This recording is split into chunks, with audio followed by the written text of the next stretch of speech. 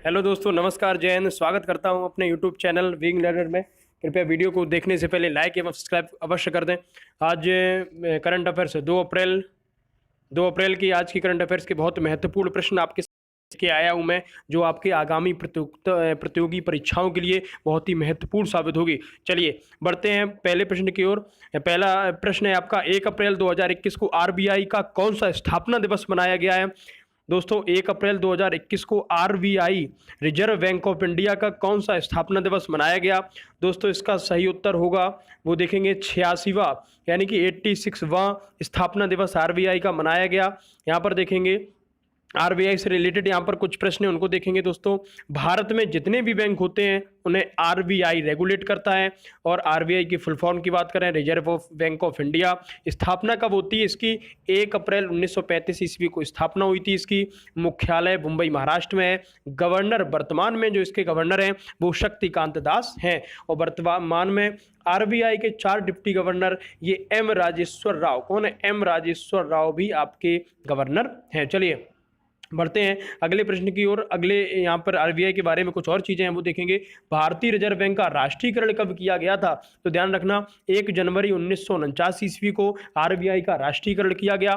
भारतीय reserve bank RBI के पहले अंग्रेजी गवर्नर कौन थे? तो याद रखना, सर ओशबोर्न। कौन थे? सर ओशबोर्न थे। अगला, भारतीय रिजर्व बैंक आरबीआई के पहले भारतीय गवर्नर कौन थे? तो ये आपके सीडी देशमुख थे। चलिए, भारतीय रिजर्व बैंक के प्रतीक चिन्ह में से किसे चिन्हित किया गया है? तो ताड़ का वृक्ष और रॉयल बंगाल टाइगर आरबीआई के प्रतीक चिन्ह में से चिन्हित किया गया है। चलिए दोस्तों बढ़ते हैं दूसरे प्रश्न की ओर। दूसरा प्रश्न है आपका, वैश्विक लिंग अंतर index 2021, global gender gap index 2021 में कौन सा देश शीर्ष स्थान पर रहा? तो इसमें ऑप्शन देखेंगे, नॉर्वे, आइसलैंड, रूस या फिनलैंड। इसका सही उत्तर आपका आइसलैंड होगा। इंपॉर्टेंट पॉइंट्स देखेंगे यहाँ पर। वैश्विक लिंग अंतर इंडेक्स है क्या? आप लोगों को बता दूं मैं, यह इंडेक्स सभी देशों में स्वास्थ्य और शिक्षा, अर्थव्यवस्था और राजनीति में महिलाओं और पुरुषों के बीच सापेक्ष अंतराल के आधार पर जारी किया जाता है। वैश्विक लिंग अंतर इंडेक्स 2021 में टॉप जो 3 देश हैं उनको भी ध्यान रखेंगे गाइज। आइसलैंड पहले नंबर पर है, दूसरे नंबर पर फिनलैंड है आपका, और तीसरे नंबर पर आपका नॉर्वे है। वैश्विक लिंग अंतर इंडेक्स में भारत का कौन सा स्थान है? ये पूछा जा सकता है दोस्तों कि वैश्विक लिंग अंतर इंडेक्स में भारत का जो दोस्तों स्थान है वो 140वां है। जारी कौन करता है इसे? वर्ल्ड इकोनॉमिक फोरम WEF ये वैश्विक लिंग अंतर इंडेक्स जारी करता है। चलिए आगे, वैश्विक लिंग अंतर इंडेक्स में भारत का स्थान कौन है? 140वां है और जारी WEF करता है। बात करते हैं आइसलैंड की। आइसलैंड की अगर हम बात करें,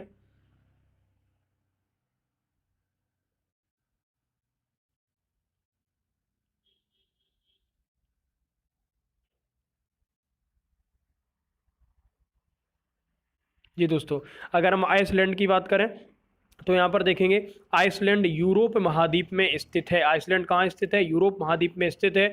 और आइसलैंड की राजधानी कहाँ पर है?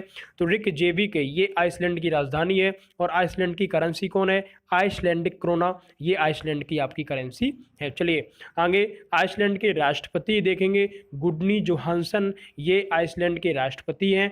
आइसलैंड के प्रधानमंत्री कैटरीन जैकोबसदोतिर, ये प्रधानमंत्री हैं। किस देश को अग्निद्वीप के नाम से जाना जाता है? तो ध्यान रखना दोस्तों, आइसलैंड को अग्निद्वीप के नाम से भी जाना जाता है। आइसलैंड की संसद का नाम क्या है? अल्थिंग, ये आइसलैंड की संसद का नाम है। चलिए आगे देखते हैं कि टॉम ट्रैफिक इंडेक्स 2020 में कौन सा शहर शीर्ष पर रहा?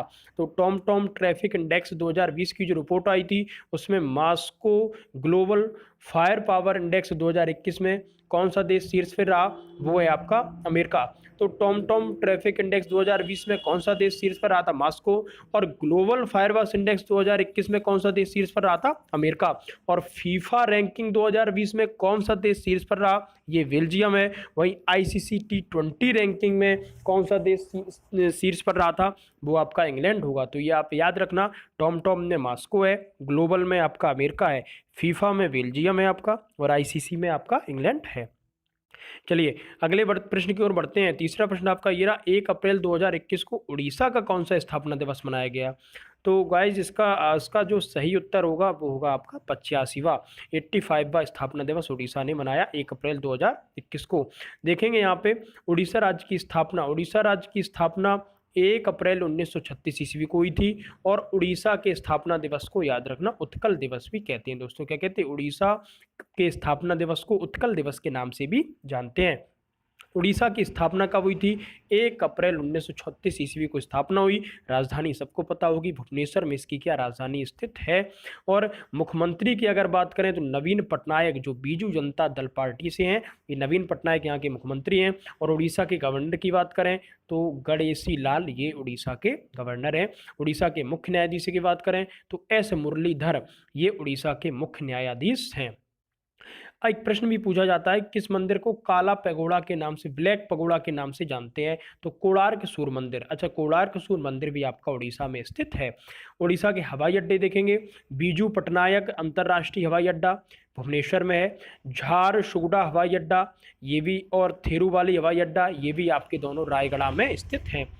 श्री जगन्नाथ मंदिर आपका पता होगा पूरी उड़ीसा में है। और कोणार्क मंदिर भी आपका, कोणार्क सूर्य मंदिर जो है, कोणार्क का सूर्य मंदिर जो है वो भी आपका उड़ीसा के अंदर स्थित है। चलिए टॉप 5 राज्यों के स्थापना दिवस भी देख लेते हैं दोस्तों स्टैटिक जीके में। कर्नाटक की स्थापना 1 नवंबर 1956 ईस्वी को होती है। त्रिपुरा की स्थापना 21 जनवरी 1972 को हुई थी। नागालैंड की स्थापना 1 दिसंबर 1963 को हुई थी। मणिपुर की स्थापना 21 जनवरी 1972 को हुई थी। छत्तीसगढ़ की हाल ही में स्थापना 1 नवंबर 2000 ईस्वी को हुई थी। तो गाइस प्रश्न ध्यान रखना, इसका सही उत्तर जो था वो दोस्तों, इसका सही उत्तर क्या था? उड़ीसा। इसका सही उत्तर क्या था? उड़ीसा था आपका। प्रश्न था आपका 1 अप्रैल 2021 को उड़ीसा का कौन सा स्थापना दिवस मनाया गया? तो 85वां स्थापना दिवस मनाया गया है। चलिए बढ़ते हैं, अगला प्रश्न आपका है, अगला प्रश्न चौथे प्रश्न की ओर बढ़ते हैं। चौथा प्रश्न है आपका, 4 अगस्त 2021 में होने वाले मिसेज गैलेक्सी प्रतियोगिता में भारत का प्रतिनिधित्व कौन करेगी? तो इसका दोस्तों सही उत्तर जो होगा, चौथा प्रश्न है आपका, अगस्त 2021 में होने वाले मिसेज गैलेक्सी प्रतियोगिता में भारत का प्रतिनिधित्व कौन करेगी, जो अगस्त में होने वाली है 2021 में? तो इसका दोस्तों सही उत्तर होगा विंग कमांडर श्रुति चौहान। विंग कमांडर श्रुति चौहान।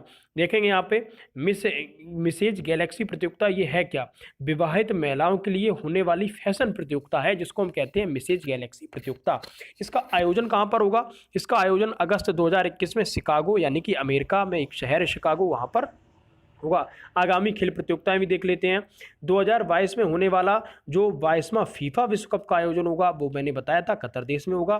आईसीसी क्रिकेट विश्व कप 2023 भारत में होगा। और 2024 ओलंपिक खेलों का 33वां संस्करण जो आयोजित किया जाएगा वो आपका पेरिस शहर फ्रांस में होगा। चलिए बढ़ते हैं 5वें प्रश्न की ओर। 5वां प्रश्न है आपका, आयुर्वेद पर्व 2021 का आयोजन किस राज्य में किया गया? अच्छा प्रश्न। आयुर्वेद पर्व 2021 का आयोजन किस राज्य में किया गया? दोस्तों इसका सही उत्तर आयुर्वेद पर्व, ये आपका दोस्तों सही उत्तर होगा आपका आयुर्वेद पर्व 2021 का आयोजन, इसका सही उत्तर उड़ीसा राज्य होगा। कौन सा होगा? उड़ीसा होगा। चलिए देखते हैं, इधर पे थोड़ा सा मिस्टेक हुई, यहाँ पे मध्य प्रदेश से डाउट था इसका दोस्तों यहाँ देखेंगे थोड़ा सा बदलाव करेंगे। आयुर्वेद पर्व 2021 का आयोजन मध्य प्रदेश में किया गया, मध्य प्रदेश में किया गया, क्योंकि मामा की नगरी में ही आयुर्वेद चल रहा है। ठीक है, तो यहाँ पर देखेंगे आयोजन देखेंगे। आयुष मंत्रालय ने विनोबा सेवा प्रतिष्ठान वीएसबी संगठन के साथ मिलकर भुवनेश्वर में आयुर्वेद पर्व का आयोजन किया था। दोस्तों यहाँ पर थोड़ा सा फिर से बहक जाऊंगा मैं, क्योंकि हमने सही बताया था इसका उत्तर आपको उड़ीसा में ही होगा, उड़ीसा में ही करवाया था मैंने, उड़ीसा में ही होगा। माइंड थोड़ा सा गड़बड़, 1 मिनट रुकना दोस्तों। आयुर्वेद पर्व 2021, हाँ गाइस चलते हैं, इसका सही उत्तर आपका उड़ीसा ही होगा। ठीक है, तो आयुष मंत्रालय ने विनोबा सेवा प्रतिष्ठान वीएस संगठन के साथ मिलकर भुवनेश्वर में, कहाँ पर? भुवनेश्वर में आयुर्वेद पर्व का आयोजन किया। उद्देश्य क्या है? 3 दिन तक चलने वाले इस पर्व का उद्देश्य लाइफ स्टाइल से संबंधित बीमारियों के उपचार में आयुर्वेद को प्राथमिकता देना है, आम लोगों के बीच आयुर्वेद को अधिक से अधिक लोकप्रिय बनाना है। तो कहाँ किया गया? उड़ीसा ही इसका सही उत्तर होगा।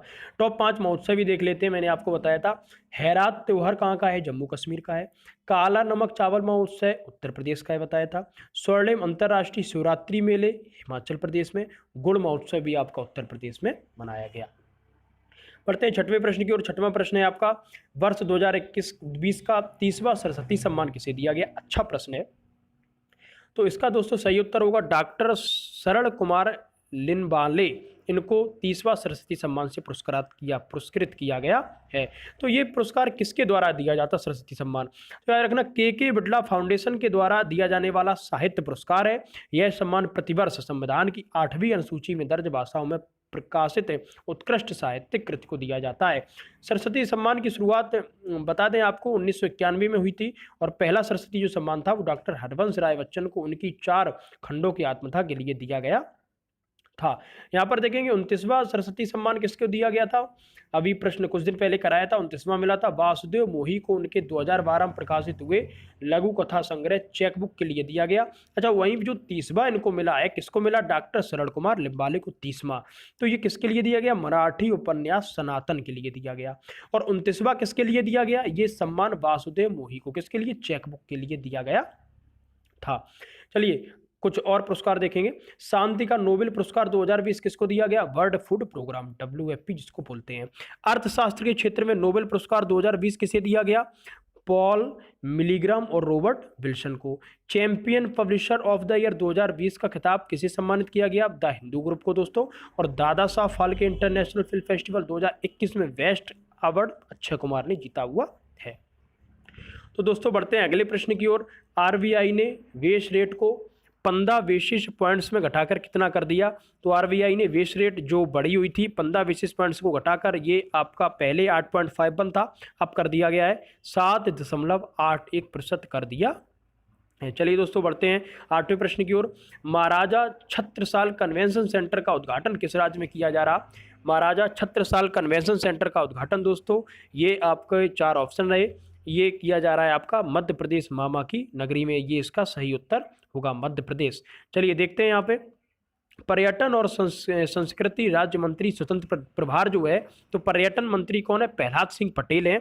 और मध्य प्रदेश के मुख्यमंत्री सब लोग जानते हैं, शिवराज सिंह चौहान ने संयुक्त रूप के मध्य प्रदेश के खजुराहो के मंदिर कहाँ पे है? मध्य प्रदेश में महाराजा छत्रसाल कन्वेंशन सेंटर का उद्घाटन किया है। ध्यान रखना प्रहलाद सिंह पटेल आपके पर्यटन मंत्री हैं, स्वतंत्र प्रभार। चलिए बढ़ते हैं 9वें प्रश्न की ओर। 9वां प्रश्न है आपका, यूनियन बैंक ऑफ इंडिया ने किसके साथ मिलकर UNI कार्बन कार्ड लॉन्च किया? अच्छा प्रश्न है दोस्तों, देखेंगे इसका सही उत्तर क्या होगा। यूनियन बैंक ऑफ इंडिया ने किसके साथ मिलकर UNI कार्बन कार्ड, ये दोस्तों किया है HPCL के साथ मिलकर इस कार्ड को लॉन्च किया हुआ है। देखते हैं कि UNI है क्या। UNI कार्बन कार्ड यह एक सबसे यूनिक कार्ड है जिसे सार्वजनिक क्षेत्र के सबसे बड़े बैंक में एक यूनियन बैंक ऑफ इंडिया और HPCL जो फ्यूल रिटेल में अग्रणी और भारत का सबसे बड़ा कार्ड भुगतान नेटवर्क रुपए के साथ मिलकर बनाया गया। रुपए नहीं, रुपए के साथ मिलकर बना, पेटीएम करो या रुपए करो, ये सब नेटवर्क के साधन है कार्ड के जरिए। यह ग्राहकों के लिए मूल बनाने के अवसर प्रदान करेगा। HPCL का फुल फॉर्म देखेंगे, Hindustan petroleum corporation limited HPCL का फुल फॉर्म होता है। चलिए बढ़ते हैं। अच्छा, यूनियन बैंक की अगर हम बात करें, यूनियन बैंक की स्थापना कब होती है? 11 नवंबर 1919 को स्थापना हुई थी। 1919 जलियांवाला बाग हत्याकांड भी आपका हुआ था। मुख्यालय मुंबई महाराष्ट्र में है। और MD और CE कौन है? Rajkaran Rao Union Bank of India के CEO हैं राजकरण राय। टैगलाइन क्या है? Google good people to bank with, क्या है इसका टैगलाइन? देखना, यूनियन बैंक ऑफ इंडिया की tagline good people of bank with. चलिए दोस्तों स्टैटिक जीके में कुछ और टैगलाइन है आपको मैं बता दूं। बैंक ऑफ बड़ौदा, आपने बैंक सुनी होगी। बैंक ऑफ बड़ौदा की टैगलाइन क्या है? भारत का अंतरराष्ट्रीय बैंक, इंडियाज इंटरनेशनल बैंक। आपने देखते हो भारत का अंतरराष्ट्रीय bank, bank of Baroda. Canara bank CV जिसे बोलते हैं, कि टैगलाइन क्या है? हम साथ कर सकते हैं, टुगेदर वी कैन। और HDFC बैंक की टैगलाइन क्या है? We understand your word, we understand your word. चलिए ICI की भी देख लेते हैं टैगलाइन, हम है ना ख्याल आपका। ICI बैंक की टैगलाइन क्या है? हम है ना ख्याल आपका।